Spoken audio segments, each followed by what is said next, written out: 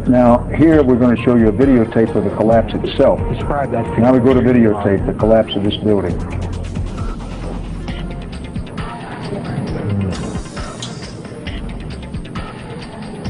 It's amazing. Amazing, incredible, pick your word. For the third time today, it's reminiscent of those pictures we've all seen too much on television before, when a building was deliberately destroyed by well-placed dynamite to knock it down.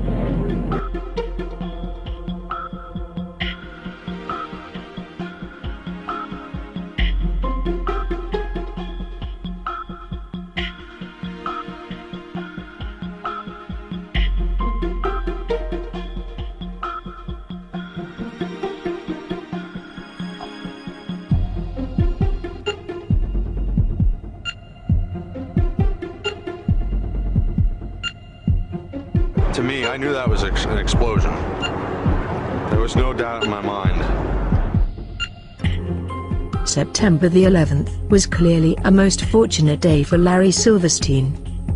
Not only did he avoid being killed by the attacks, he received a multi-billion-dollar settlement from an insurance policy taken out just a few weeks before.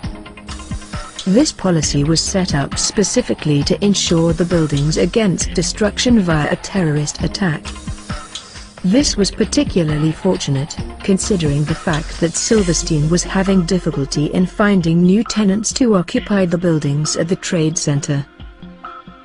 And it was also particularly fortunate, considering that Silverstein had faced the $1 billion requirement of having to remove the illegal asbestos from every steel beam in the Twin Towers. So, if Larry Silverstein's story is true, then he must surely be the luckiest man alive today.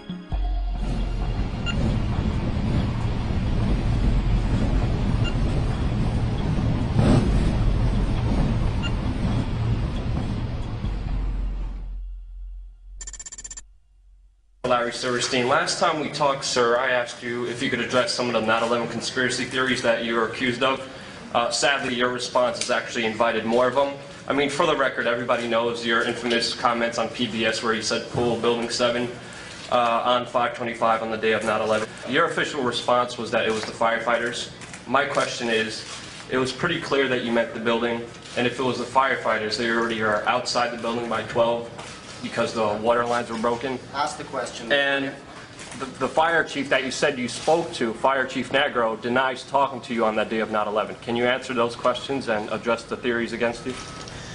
I suggest to everybody's consideration that we all look at the thousands of pages of testimony that have been rendered in the many years since 9/11.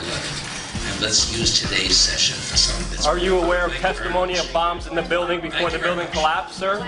Are you aware of that testimony? Sir, there's testimony by Barry Jennings. Sir, you don't have to touch me. Listen, I'll walk away. All I'm asking is a question. I don't have to be kicked out. It's a legitimate question. You don't have to put your hands on me. But all I'm saying is, no, I'm not. I'm here asking. The question was not answered. That's why I have a grievance. Larry Silverstein was told not to come into work. That's why him, his daughter, and his son never showed up to work on 9/11. He put an insurance policy on the buildings. Reporters, do your job. Please ask some questions.